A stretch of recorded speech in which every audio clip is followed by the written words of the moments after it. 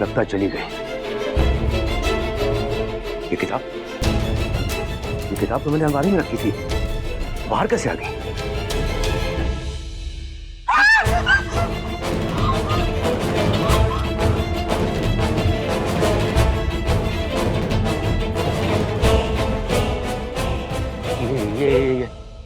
ये तो नागिन की कैसे लिए हमने जी?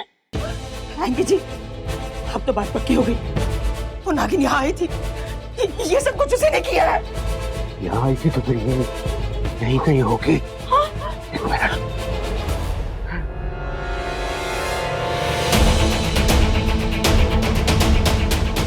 आएंगे जी, संभल के।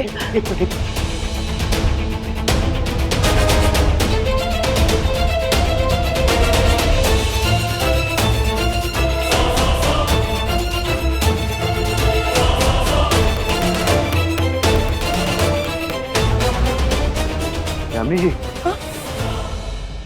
वो चली गई, खिड़की से चली गई। पर वो यहाँ पे आई क्यों थी? और वो भी मेरे भेष में।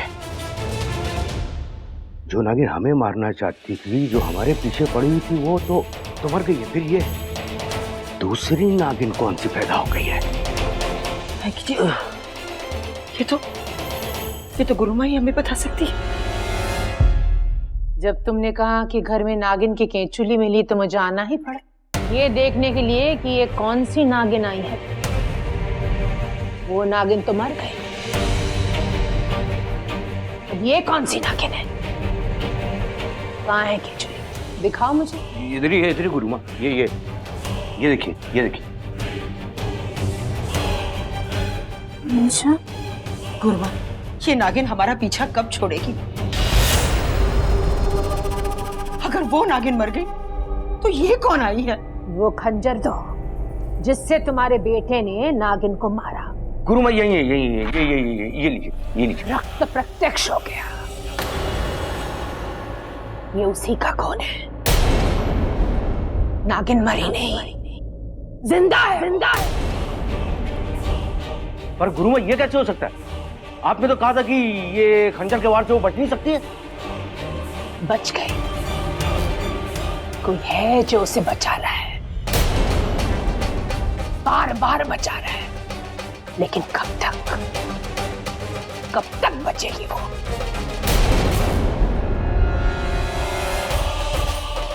मैं उसी के खून से उसके शरीर के पूर्ण खून को मैं निकाल लूंगी, उसके प्राण ले आऊंगी। मां, रक्त की प्यासी वो भी, हर नागिन के रक्त की प्यासी मैं भी। जय मां काली, जय मां काली।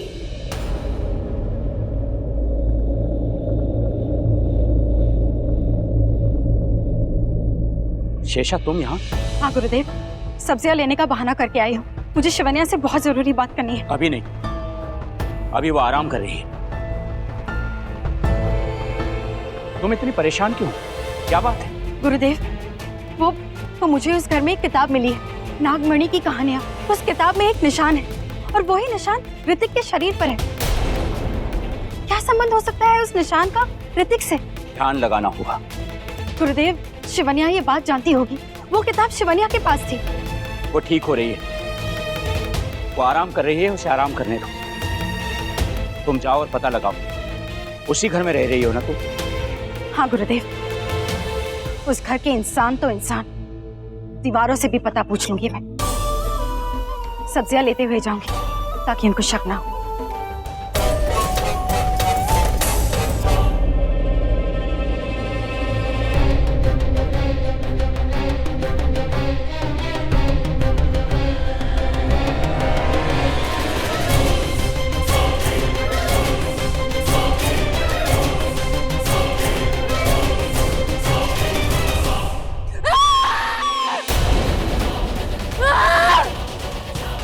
शिवन्या, शिवन्या क्या हुआ? ये तो ठीक हो रही थी, अचानक इसे क्या हुआ? अगर इसी तरह खून निकलता रहा तो इसका बचना मुश्किल हो जाएगा। शिवन्या, तुम हिम्मत से काम लो, मैं गुरुजी को बुलाता हूं।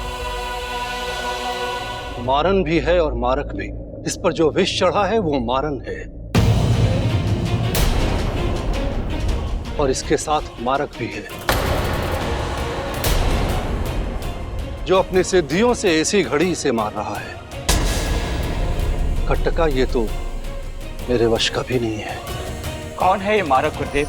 ये मरणहार विकराल है, रक्त का उबाल है, बह जाएगा उसका सारा खून, मर जाएगी वो नागिन आखिरी दोपहर, बस केवल 6 घंटे। उसके बाद नागिन जिंदा नहीं बचेगी, नहीं बचेगी जिंदा। शिवन्या, शिवन्या उठो, आंखें खोलो, आंखें खोलो शिवन्या। वो नहीं उठेगी, नहीं खुलेगी उसकी आंखें। मौत का सफर शुरू हो चुका है, सांसें जा रही है, मौत आ रही है। वो नागिन अभी तक मरी क्यों नहीं? हर बार मौत के मुंह तक जाकर वापस आ जाती है। अगर वो वापस आ गई तो? इंसान की फितरत है डरना, लेकिन डरना मत। इस बार नागिन की मौत आएगी, लेकिन फिर भी अगर तुम लोग डर रहे हो तो तुम लोग की तसल्ली के लिए ये बेलपत्र, ये रक्षा कवच घर के सहारे खिड़की दरवाजे के बाहर लगवा दो। अगर कोई नागिन बाहर है तो वो घर के अंदर आ नहीं पाएगी, और अगर कोई नागिन घर के अंदर किसी भी रूप में है तो वो घर से बाहर जा नहीं पाएगी। मौत आएगी। जय महाकाली।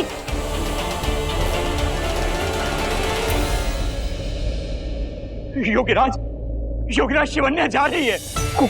कोई उपाय बताइए गुरुदेव। योगीराज, आप में तो साक्षात शिव बसते हैं, कोई उपाय नहीं?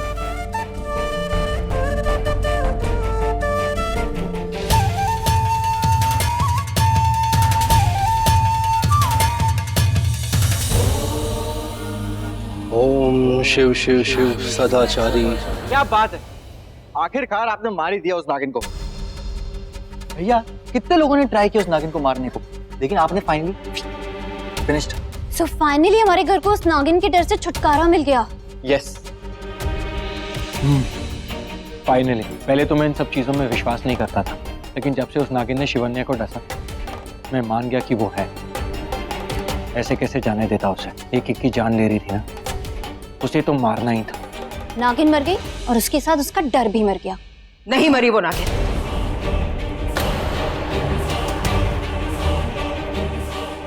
जिंदा है वो नागिन। पर माँ, वो खंजर नहीं मरेगी, नहीं मरेगी, इतनी आसानी से नहीं मरेगी। इच्छाधारी है ना, इतनी आसानी से नहीं मरने वाली है वो। गेम खेल रही है हमारे साथ, लेकिन हम भी उसे ऐसे नहीं छोड़ने वाले। उसी की बाधा से उसको बांधेंगे।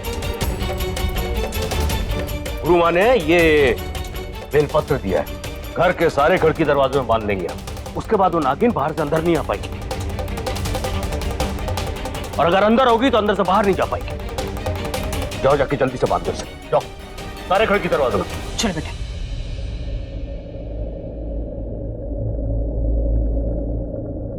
ठीक हो जाएगा, ठीक हो जाएगा, सब ठीक हो जाएगा।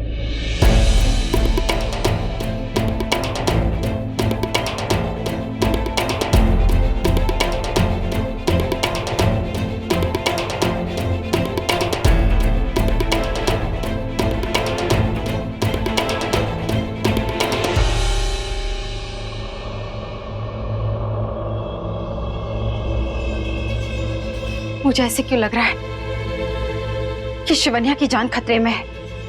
उसे मेरी जरूरत है। मुझे मंदिर जाना ही होगा।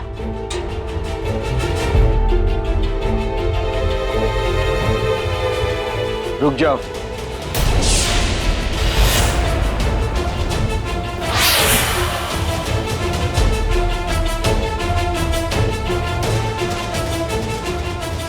इसी खिड़की से आती जाती है ना? कौन? नागिन। उसे तो खंजर से मार ही दिया था मैंने। पर पापा बता रहे हैं कि वो बच गई, अभी भी जिंदा है, खतरा टला नहीं। उसने एक बार तो तुम्हें डस दिया था, पर अब दोबारा उसे ऐसा करने नहीं दूंगा। गुरु माँ ने ये बेलपत्र दिए हैं घर के सारे खिड़की दरवाजे पर लगाने के लिए। अगर वो नागिन घर के अंदर है तो बाहर नहीं जा सकती, और अगर बाहर है तो अंदर नहीं आ सकती।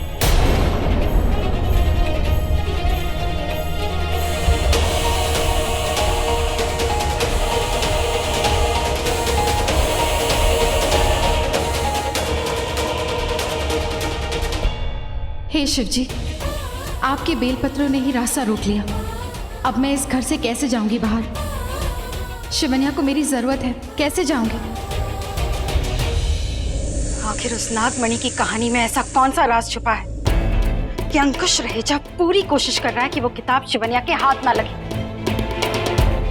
मुझे जल्द से जल्द उस राज के पन्ने को खोलना होगा। शेषा, शेषा, शेषा, आज मेरी आवाज सुन लो।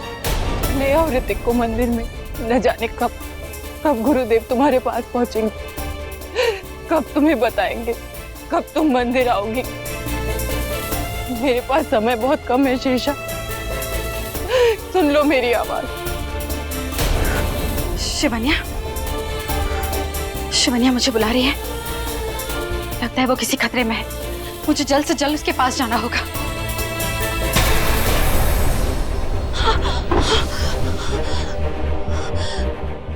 ये बेलपत्र, हमारी इष्ट की शक्तियों को पूरे घर में बांध के रखा इन लोगों ने।